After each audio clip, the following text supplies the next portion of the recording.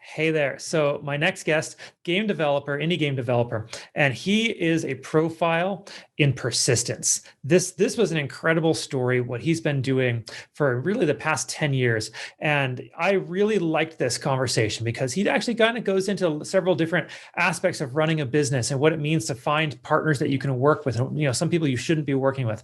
Wonderful conversation. I know you're all going to love it.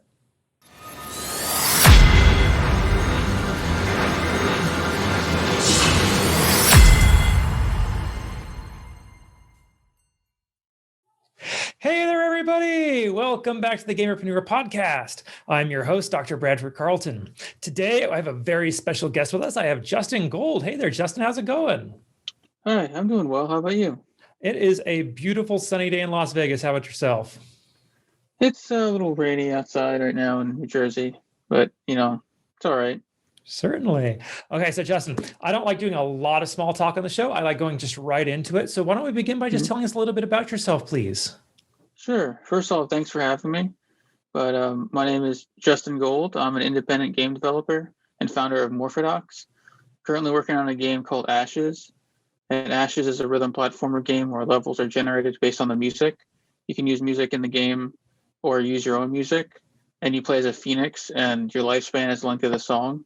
So we've been working on that, and I know with a small team right now, and just trying to, one day at a time, chip away at that.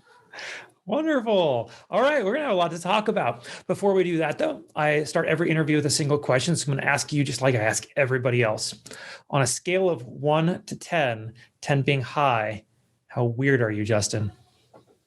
That's a hard question. I guess it really depends what you mean by weird, but I guess in a way everybody's kind of weird. So I would say I'm pretty weird on that scale, maybe a 9, but I guess I wouldn't say 10 because there's always room for improvement to be weirder, There you go. I love it. All right. Now, this is the Gamerpreneur podcast, so I do need your gaming cred. When did you first start playing video games? I've been playing games my whole life, pretty much. Actually, it's a funny story. My mom tells me this once in a while that when I came home from the hospital as a baby, that the only thing that would calm me down was the Super Mario Brothers music. And ever since then, I've been playing games since like the NES and Super Nintendo. I've been playing that a lot too. And I got interested in designing RPGs as a teenager and things like that. But I've really been playing games my whole life, I would say. Right on. I'm right there with you, the NES.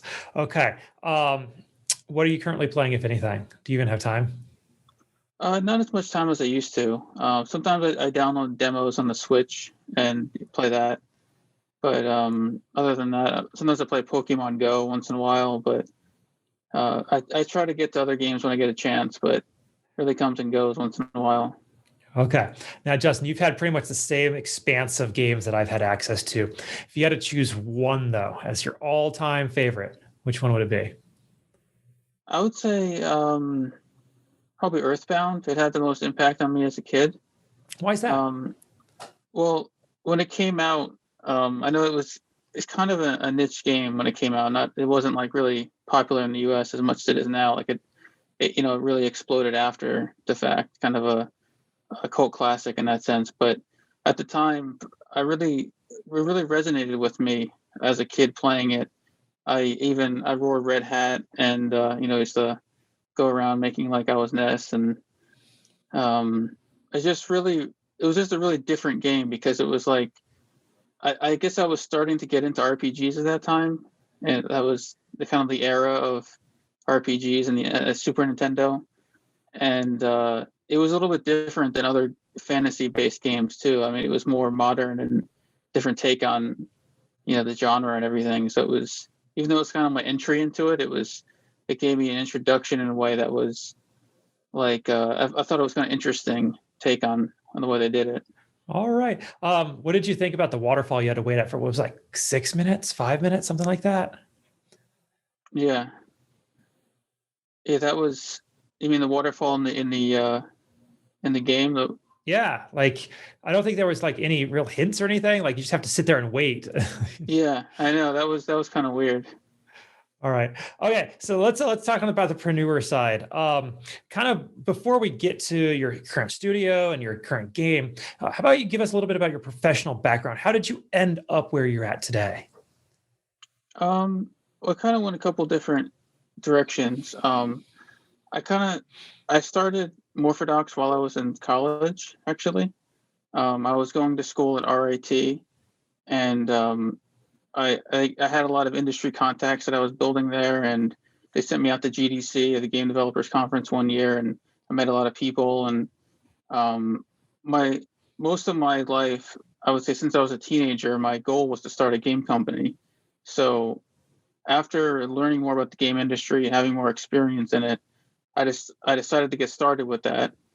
And that was it's kind of rough in the early days. It didn't really take off right away, but since then I kind of ran out of some money early on because I was bootstrapping everything myself, and um, it's easy to run out of money pretty quickly like that. But I started to work other jobs as well to help keep me afloat and keep the company going. So I've been doing it.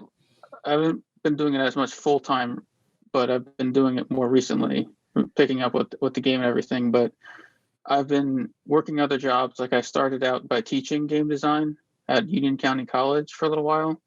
Then I went to another job where I was doing training simulations using Unity. We were working on like VR and AR simulations, and then I'm working in another company doing a toothbrush game app for kids. And just been, like I said, working those kind of jobs while still focusing on my dream, my company, and getting that going. Okay. So you've been doing this basically since you were in college, and it's been your like one focus then. Yeah, Okay. That takes a lot of guts. yeah. It's been an uphill battle. It's had its moments where ups and downs, I would say, but yeah, Okay. And how's it been going? Like is Ashes, right? Is it your first yeah, game, or is this how many have you made? yeah. That's actually the first game because it's actually kind of a long story. I guess I can get started in a little bit with going into that. When we started the company, actually, I was working on a different game than Ashes. It was it actually kind of relates more to the name Morphadox than Ashes does in a way. It was about these amorphous blobs, fighting, and I realized that game got kind of out of scope because it's kind of a first project that was a little bit ambitious, and we kind of realized I was like, okay, this isn't going to work. We need a larger team for this, so we kind of put that on hold. But at the same time, I was working on Ashes. It was for the Global Game Jam, and it was a small little project. It didn't really like it didn't meet up to the vision we had at the time doing it, but I kind of still believed in the project. So I was like, okay, well, why don't I go the direction of trying to make this game Ashes work? And from that point on, like I said, I was in college at the time, and I was working with two other people, and had another programmer working with me, and had an artist working with me, and we also were kind of ambitious at the time too. I mean, even though we put off our other ambitious project, we kind of fell in that trap where we were trying to also build our own game engine alongside it. So we tried to build an engine that would support Ashes and then future games, and try to think about the long term with it. And we even started to bring in some more people into the project, and a few more programmers that I met at RIT. And eventually, we ended up taking longer than originally hoped. I mean, the project was kind of growing, and then the team started to leave. So eventually, it was just all the programmers eventually left, and the only one who stayed on the team was my wife, who's the artist on the project. And so I would say at that point, I learned a lot from the early mistakes, but in a sense, even though it started when I licensed the company and all that stuff, when I did the paperwork, all that's did all that work to get it started, I'd say it really kind of restarted once the team left, and I had to kind of pick up more skills on my own of doing programming, because even though I was coding some of the stuff, I was relying more on other people skills to do programming. I was more designing the game and managing the team. But I picked up Unity and C Sharp, and I think it was really easy for me to learn it because I did do programming in school, but I did teach myself Unity, and as I taught myself Unity and more about C Sharp, I kind of restarted with Ashes. I was like, all right, well, this is like, it's like even though the project was old, it's like it was new again. I just kind of started over. And ever since then, it's been kind of slowly making progress. And the only downside was that, like I said, I was starting to run out of some money. So I had to work other jobs. So it's like, I felt like I was finally going like motivated, like focused on it. And then it's like, oh, I got to work other jobs now and do this on the side. And, I've been like that since, but I've also worked, in that time, I've brought on some more people since then. I have a composer and have another guy, my own friend, who is also a game designer, and we have a graphic designer also helping us. So I would say we're kind of slowly building our way back up, and we're trying to focus on getting that game out there. Sure. That takes an incredible amount of persistence on your part to just keep plugging away at it. How long has it been? Well, the original version was like in 2012, at the end of 2012, but like I said, it kind of met some roadblocks, so it really kind of restarted in 2016, I would say, when I started to do it again on my own with Unity. But the team that I brought on, they joined like end of 2019, I believe. So it's gone through several steps, I would say. So it's kind of like how you define when the start actually is really kind of a hard thing to do for this project. Sure. Now, what has it been like bringing on a team? There's a lot of people out there, maybe they're solo developers, and they're like, I wish I could get someone to help me. How do I do that? What's the answer? I would say networking with people is one way. I mean, that's kind of an easy answer to say, but like that, but kind of a cop out, just network and people, find people. But I think in my case, I met people in college, and that was a good place to find people early on. And it's always risky as a business. And I remember early on, I was always advised against it. But in a sense, if you work with your friends, it's a little bit easier to convince them to work with you when you're early on in the company. And that's definitely a risk because if you work with your friends, you risk potentially the business or you risk your friendship. And sometimes you can make it work with both. And I've walked that line before, like other people I've worked with that I was friends with that I don't really talk to as much anymore. But I think it is worth doing if you feel like you have the right people that you can work with, and encouraging them to pick up more skills and work together on things. That's really the best you can do when you can't really afford a full team. It's kind of work with people that you can kind of trust. Can we go back for a second? You mentioned that there's some risks with working to your friends. Now, I know I've talked about this in some of my other podcast episodes myself, but I'd love to hear from your perspective. What is it about having friends and working with them that's so risky? Well, it's kind of like you're managing two relationships in that sense, because you have the needs of the business, and then you have like your friendship with them, that relationship. And it's easy to like kind of conflate the two in a way that you could have the friendship could really prosper if you do well, but if you meet challenges as a business, it could also kind of put hindrance in your friendship as well. And also at the same time, the one obvious risk would be if you're not friends with them anymore, that hurts the business. So it's kind of like you're risking your relationship with somebody on you're risking the success of your business on the relationship with your friend. And if that falls through, your business kind of suffers from that as well. Absolutely. I've been through that myself. Okay. Now, Justin, a little bit more about you, if we can. You have been at this since college, and it sounds like you're almost as old as I am. So roughly 10 years ago, right? What makes you different? What makes you unique? Because there are so many people who there is no chance they're doing what they were 10 years ago. And if it is, they're locked into the same job they've had forever, and they're probably going to keep having until they die. So you are an entrepreneur. You've been rocking it for this past decade. What makes you different? I'd say it's hard to say what makes me different, but I'd say what I guess unique skills stand out would be probably at least four things. I would say determination, patience, passion, and confidence. And I guess for each one of those, I would say determination, you have to really believe in what you're doing and you have to go for it. You just have to kind of eventually just take that leap and not give up.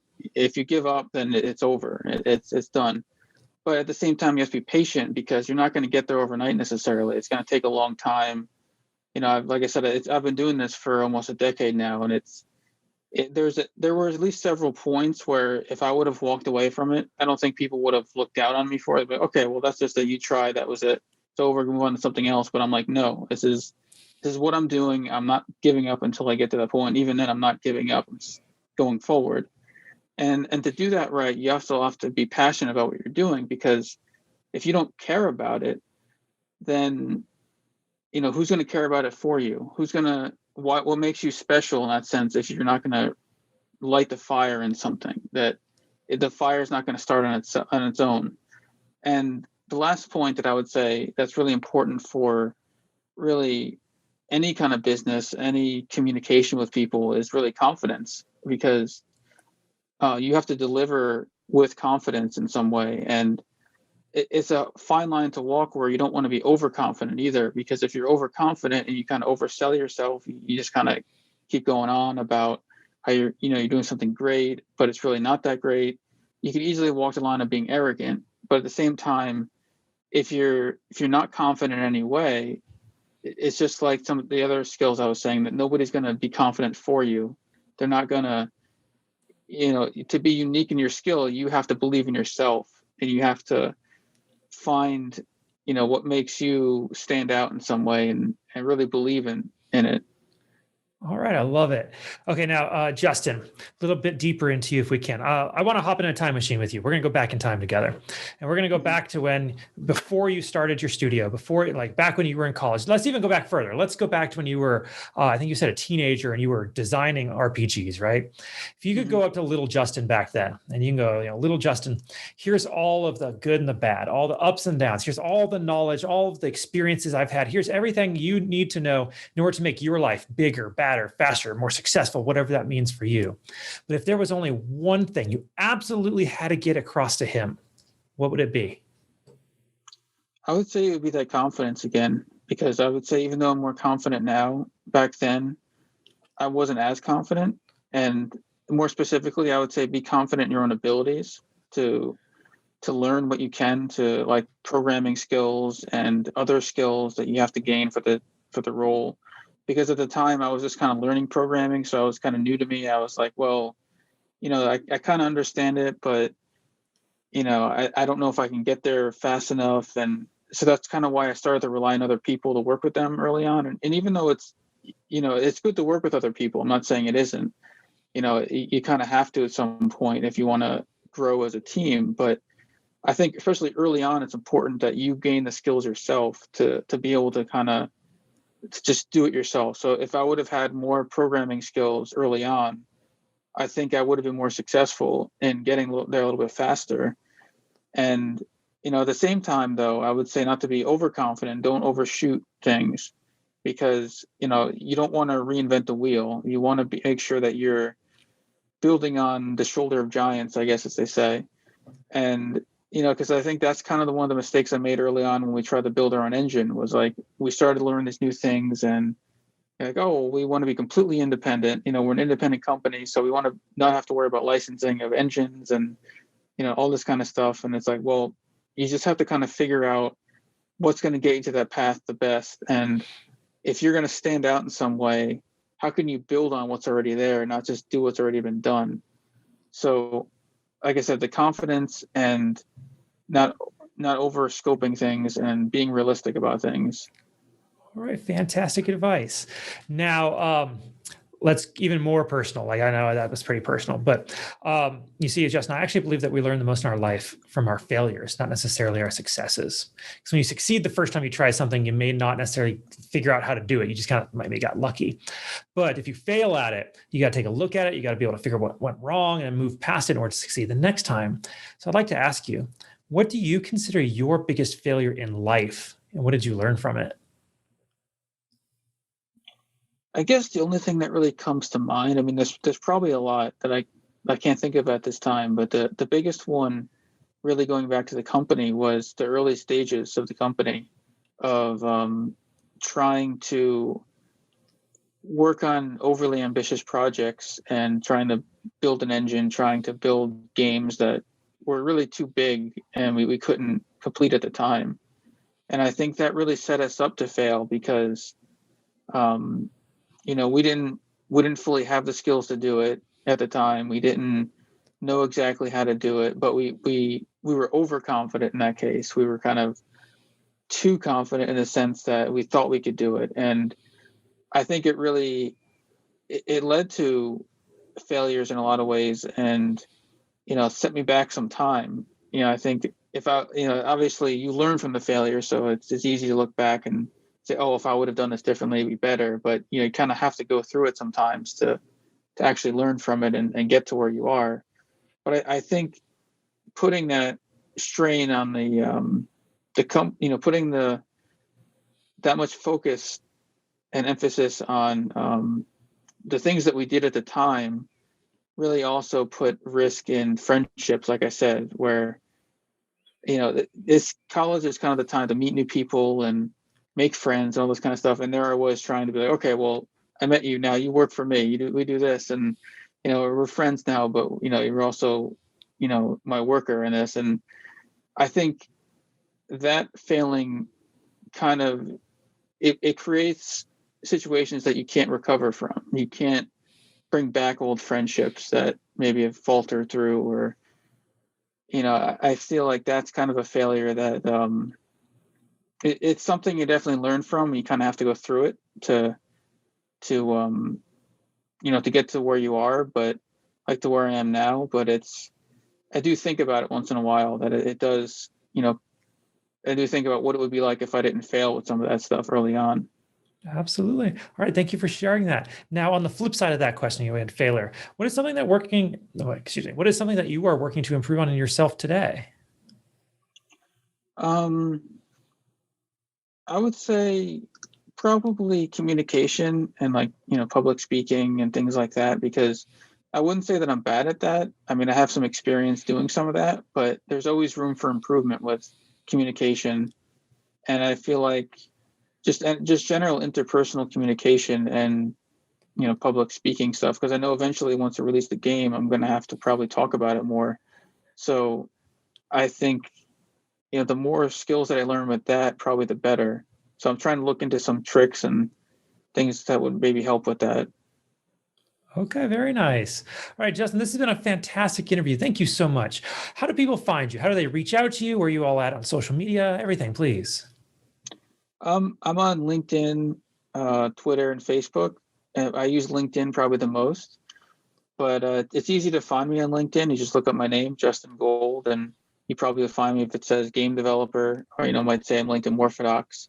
You can definitely add me on there. Like I said, I'm pretty responsive. But in addition, I'm also on Twitter. I haven't been as active as recently as I used to be, but I'll probably get more active soon. Because it's something I should be doing more, as being active on Twitter. But my Twitter handle is actually just my first and last name. So at Justin Gold, you'll be able to find me.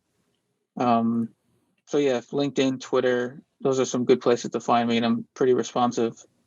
All right, beautiful. All right, Justin, as we wrap this up, do you have any final thoughts you want to share? Or anything I didn't ask you think we still need to cover? No, I think it was pretty thorough. I think, thanks for having me on here. It's really, hope it's informative for your listeners, and, hope to do it one day again, possibly, when maybe when things take off, we can talk again. For sure. I'd appreciate that. All right, Justin, thank you so much. I genuinely do appreciate taking the time to talk with us. I really do. Yeah, thank you. I Of appreciate course. being on And here. for everybody else, I'm going to remind you all, Don't be just a gamer, be a gamerpreneur.